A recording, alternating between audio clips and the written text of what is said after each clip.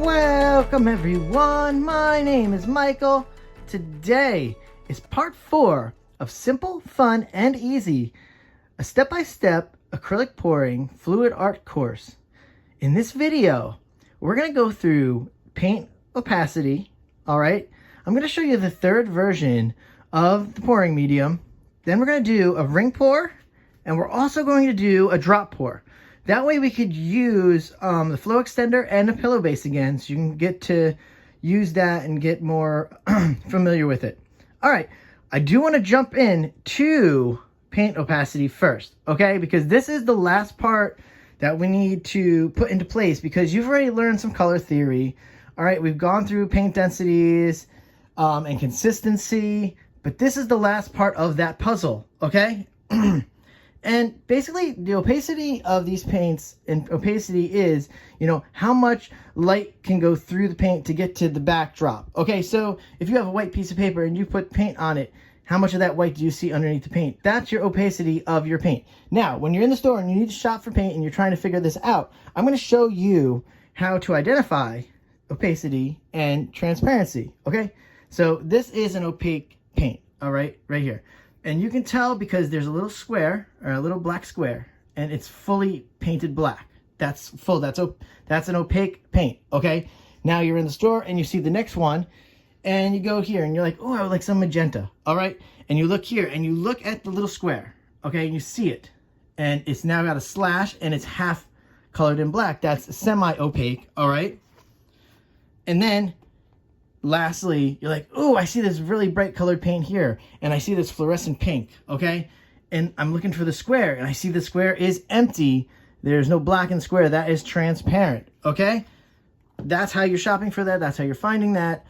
Very easy. All right, now basically how I'm going to show you how this works is this. I'm going to show you, I have a deep violet. Actually, I have this right here.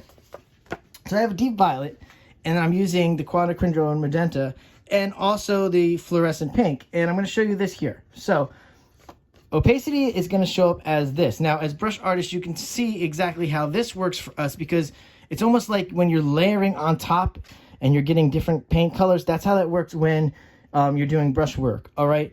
But fluid art, it's kind of works the same way, except remember, we have paint density to consider. So how heavy is these paints? How fast are they going to sink through the other paints? Then we have to think of all the other things, how they are going to mix together when you're trying to go across the color wheel, okay? Because they're going to blend. It's fluid. It's going to blend together. You don't have as much control. The brushwork, I can go light. I can go heavy. All right, so paint consistency is also going to matter, because you're going to have these thick paints. They're not going to mix as much. Or you're going to have your thin paints, and they're going to mix a lot. Now, that's why this is the last part is very important. So we start off with a deep violet, okay? And we're okay, because remember, we're going with analogous colors, and there are next to colors in the color scheme. So this is why I wanted to start off, because you'll see you're not going to create mud, because I'm going to show you the next piece of paper with that in there. Or not mud, but something undesirable. All right, so let's go this really fast. This is deep violet here, and you can see on top of it is just more deep violet. All right, then we go down to the magenta. So we're adding the magenta, which is now a semi-opaque on top of the deep violet, and you can see it's coming through, all right? The deep violet, and it's making another color right here, okay? Now let's go down to the transparent, and this is right here. This is that fluorescent pink, and you can see on top of the deep violet, now the deep violet's coming through even more, but you're almost getting a magenta color, okay? And that's why I'm trying to show you early on that we want to go with the analogous colors, because this is still going to be beautiful. Even though it's going to be a little mixed, it's going to be very close in color, but you're not going to have to worry about the next part, and I'm going to show you that right here, because this is how opacity is going to work. Again, deep violet. Now, we know by going through the color wheel that this is across pretty much from the violets, okay? If not, it's to the one side of it. I'll show you right here. So let's put this down. This is exciting stuff for me. All right. So you can see here, you're looking at your deep violet in here, and you're coming down here, and you got your aqua green is somewhere down here. So we're kind of across in a complementary fashion, even though we know like the purple and the yellow is the complementary. I'll show you that next. So we have the deep violet, and now this is opaque. So you can see on top of the deep violet is not bleeding through the light, because the backdrop is the white paper, okay? Then you put down the deep violet. This is how I'm gonna explain this. You put down the deep violet, backdrop, deep violet, okay? Now, the deep violet is opaque enough that it becomes the backdrop to the aqua green. And the aqua green is opaque enough that now the aqua green could eventually be the backdrop to another color. And now you have two opaques, and you could throw a semi-opaque, a transparent on top of this, and you're going to get this color and whatever it mixes with this color. But next part is this. Here is your complementaries. Now this yellow right here is not, this is a semi-opaque. And you're going to put it on top of the deep violet. Now, I don't know. I don't want this color here. This color is starting to lean green, like not green, but like a gray. Or maybe it eventually will lean to a brown. But I don't like the way this is leaning. So remember that. Now, these are complementary colors. And we're dealing with fluid art. They're going to mix together like that in the painting itself. So remember that. Now we go to last one, transparent. Look at this fluorescent orange right here. On top of this deep violet. Look at how much that deep violet comes through. And I'm putting about the same amount of paint each stroke. So this is bleeding through. I don't think this is the color we're going to want. It's not as desirable. So remember that. Remember opacity when you're doing fluid art. It is very important part of our craft, because a lot of fluid artists will tell you that this is a science and an art. Okay? You have to know your stuff. You have to know your paints. You have to know your formulas. Okay? Very important about stuff like that.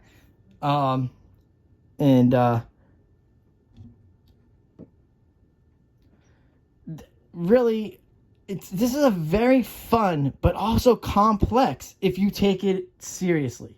Because I'm going to tell you this here, and I know this gets to a lot of fluid artists, and even any kind of abstract artist. Now, I will tell you truthfully, I do all kinds of art. I do brushwork, I do abstract, I do fluid art. So I understand sometimes you have a brush artist that is spending 20 plus hours on a painting, and here we're doing it in 5-10 minutes. Okay, I understand the frustration between that.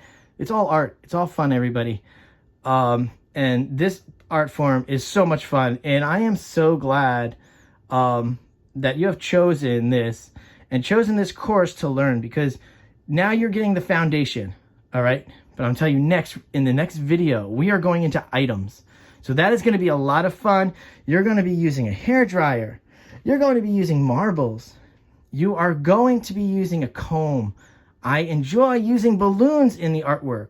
So you will be learning all that in the next few videos coming up after this. But next, I do want to go into the last pouring medium, because it's going to be super easy. So what we're going to do, we're going to fade into that like we normally do. And then right from there, we are going to jump into our final two pours, because the ring pour is going to need to utilize the last pouring medium, which is my thicker of the pouring mediums. All right, guys. So, ready?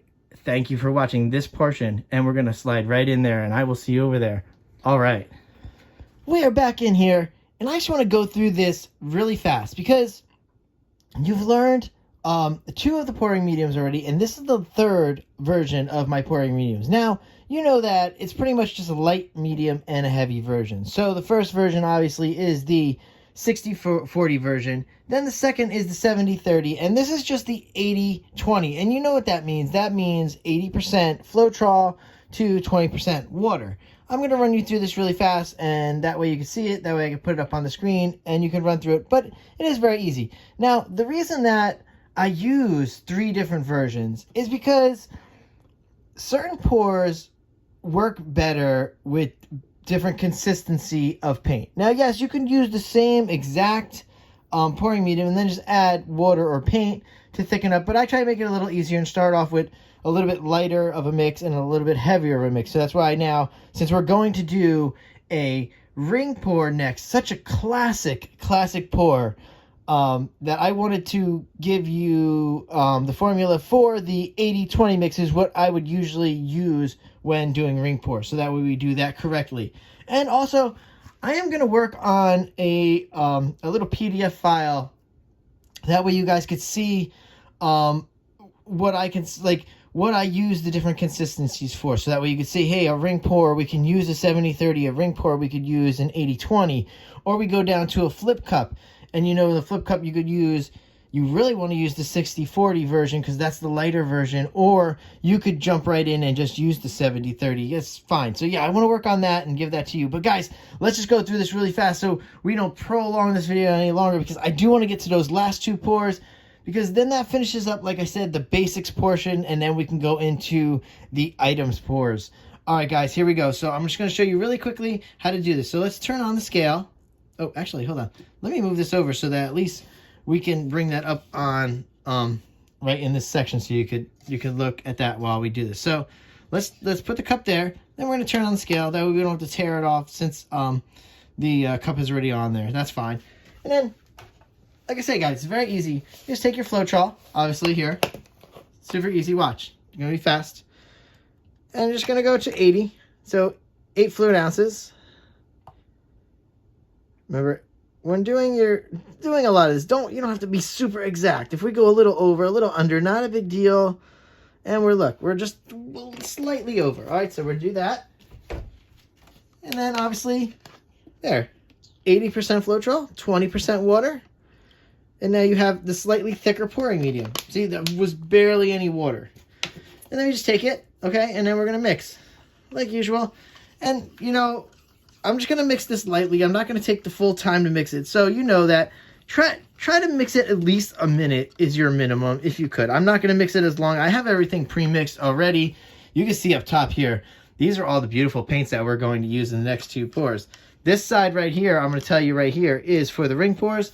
This is for the drop pours. The paints in this one, on my left here, are all opaque. Okay, that's why we're doing that for the ring pour. And in the drop pour, I'm doing a mix of opaque and transparent and semi-transparent or semi-opaque, just so you can see how stuff mixes together. So yeah, that's all. I'm just gonna did a nice little quick mix there. Nothing crazy. All right, and you know what? I'm going to fade us right into the next part because we're going to go into that ring pour, and I will see you over there, guys. All right. We are finally here, everyone, and as always, I am so excited to bring to you these last two pours of what I'm considering kind of like the basics or beginning part of this fluid art tutorial series.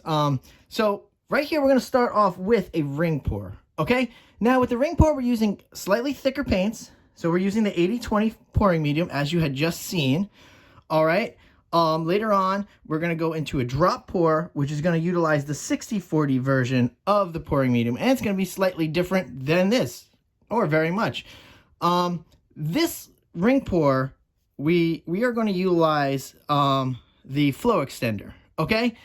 I had showed you in the last video how to utilize that, and we're going to utilize it again here. So that's why I wanted to bring you these two pours. This pour is going to use the flow extender. The next pour is going to utilize a pillow base. So that works out there. I will tell you right off the bat, these right here are all opaque. No semis, no transparents. These are all opaque. And like I said, they're thick. All right, let's go through these really quickly. Let's move this out of the way. You guys have been through a lot already. You guys have learned how to layer cups. You guys know paint density by now. There's so much you have learned in this tutorial. I am so excited to get to the next part, which is the item pours. And I know you all are also very excited about that. So let's go right into this so we can get through this really quickly. All right, let's start right over here. There's only 4 colors, so super easy. This is Brilliant Purple. Then we have Aqua Green. This is Turquoise. And then we have Prussian Blue. Super easy. Nothing crazy here. We're using just the Oxide Black as our flow extender. You'll see we're going to need that just a little at the end. That's about it. Nothing crazy there. All right, so if you're following along on the channel and you're used to my normal videos, now I'm going to run this like a normal video. I am going to layer this cup, go into some nice music. We're going to come out, then talk about it for a second, jump back in, finish this pour, also go into some nice music, and then I will fade in to the drop pour. I'm not going to go into, well, maybe I will. I think I'm going to go into the wet and the dry right after this pour, and then we'll do the wet and the dry after the drop pour. So that's how we're going to do this. All right, guys. So with all that being said, I will see you on the other side. Let's go.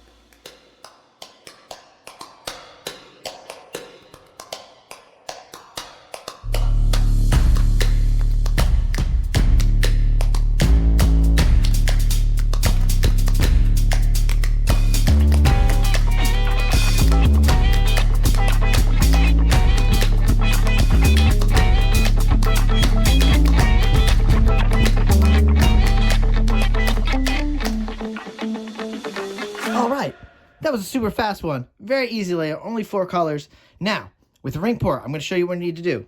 Like always, I'm going to show you in the video. I don't need to talk you through this. It's very easy. I'm going to talk you through it right now. So, it's just like a straight pour. We're going to start off the same way. We're going to start in the middle, okay? But this time, I want you to swirl it around like rings. Nice concentric rings, all right? Keep going, okay? You could do one of 2 things. You could either start from the middle and go out this way, or you could come back in and come this way. I vary it up every once in a while. I don't always do the same thing. But, you know, I don't have a preference either, so that's probably why I just vary it up. All right, so before this starts mixing, we don't want that to happen. We want to keep these lines as straight as we can. Let's go right into this, guys. And again, I will see you on the other side. Let's go.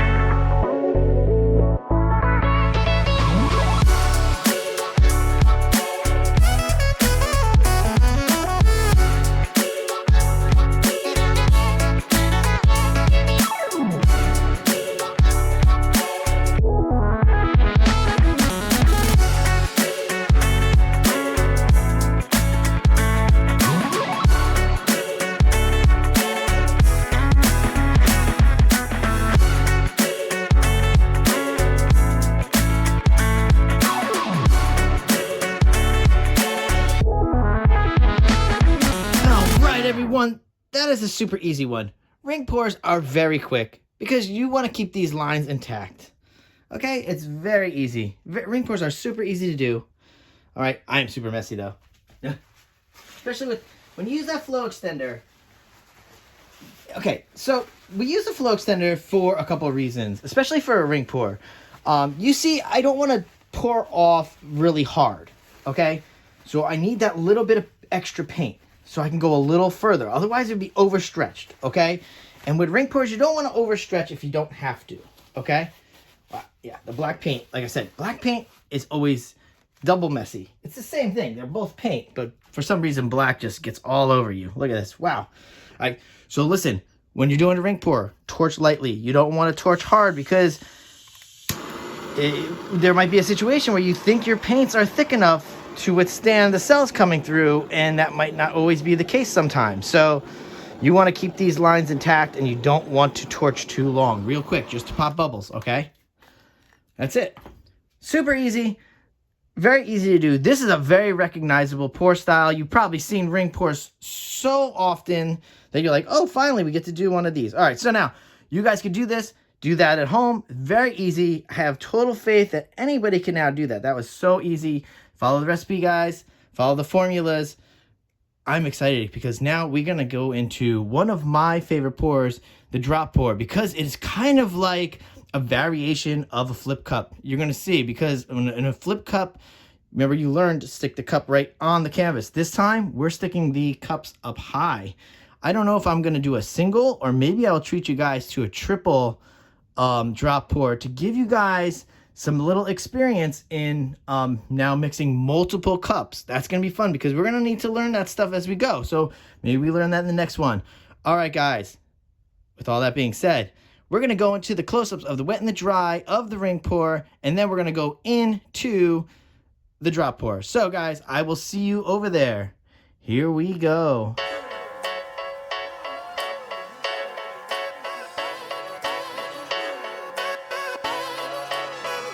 Just ride one time for your mind.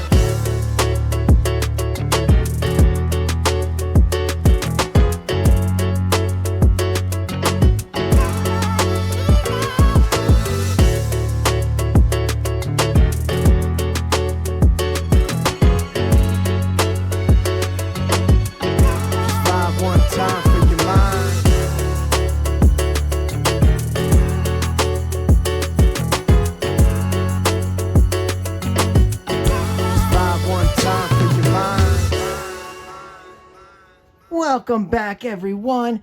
We are at the final pour here of this part 4. And listen, I love this style.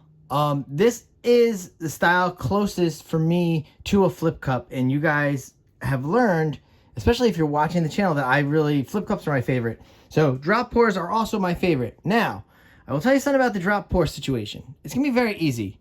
We're going to take this. It's just titanium white. Okay? We're going to lay this down as a pillow because you guys already have seen that. So we're going to do another pillow base right here. I'm going to put it around. We're going to spread it out a little. Okay? Then I'm going to fill up this cup. Now, listen, I want to tell you something about these paints really fast. I am using 2 opaques right here. This is a semi-opaque. And then this is a transparent. Now, the way that we want to layer this is I want to go opaque. Actually, I'm going to start at the bottom. I'm going to start transparent, opaque, semi-opaque, opaque, and then I'm just going to repeat that process over and over again until that cup is filled. Then you're going to see, like I said, it's like a flip cup. So we're not putting the cup on the canvas, guys. Bring it up high and just drop it. Not the cup, the paint out of the cup. It's going to be so cool. You're going to love it. I think you're going to like this more than the ring pour. As soon as you see this, and you see both of them, you're like, maybe do this one first. It's just a lot of fun. Ring pour is very easy too, and that's fun. All right, guys. So, again, I'm shooting this like a normal video from now on. We're going to go into the colors. We are going to layer the cups. We're going to come out, talk for a second. Then we're going to go back into music and put the pour down. And then right at the end of the video, I'm going to have the wet and the dry versions of this. And like I said, that is ending the first 4 parts of this fluid art tutorial, because the next 4 parts is going to be fun because it's going to be all kinds of items. I'm going to put a list up there for you guys, so if you need to purchase any of these items before we start the tutorial, that's fine. We're going to do that. All right, so with all that being said, oh, actually, no, I'm jumping ahead of myself here. I want to get right into pouring this, but I want to go through these colors really fast. These colors are so beautiful. This is kind of like what I would consider, if you watch the channel, like my Galaxy colors. I use these for a lot of Galaxy stuff. All right, let's start right down over here, guys. And this is just light blue. All right. Then this is light blue violet. This is a quinacridone magenta. And this is fluorescent pink. Super easy.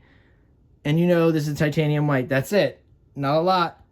All right, let's jump into this. Let's get this done so you can get to your studio and you can do these and you can try them out. Remember, this is the 60-40 version of the pouring medium, okay? This is the thinner stuff. I will tell you a little secret. I did let these sit overnight, so they're kind of like teetering more towards that 70-30 range. Just when you, depending on your temperature, if you let things sit out overnight, they will thicken up a bit. So remember that. A little tip, if you have paints and you feel like they're just a little thin, let them sit out, okay? Let them sit overnight. They won't get a film on them yet. It will take a couple days to start to develop a film, but continue mixing if you can. You know, don't let them sit too long without mixing. All right, that's it for the chit chat. We're gonna go into this, and you know what, guys?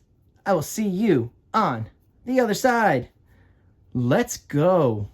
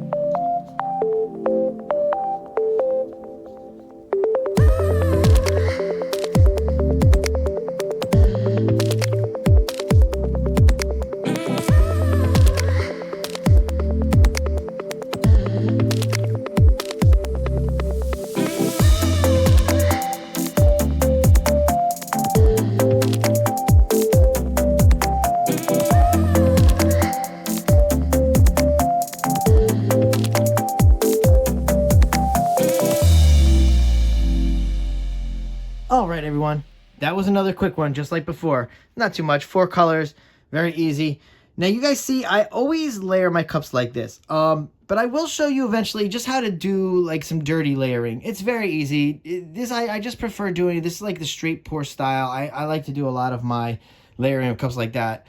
But you can layer it dirty, and I will show you on later on how to do that. But this is what we're doing now. And, guys, listen. This is going to be so much fun. I can't wait for you guys to watch this. And we're going to get started right now. So, again, I will see you on the other side. Let's go.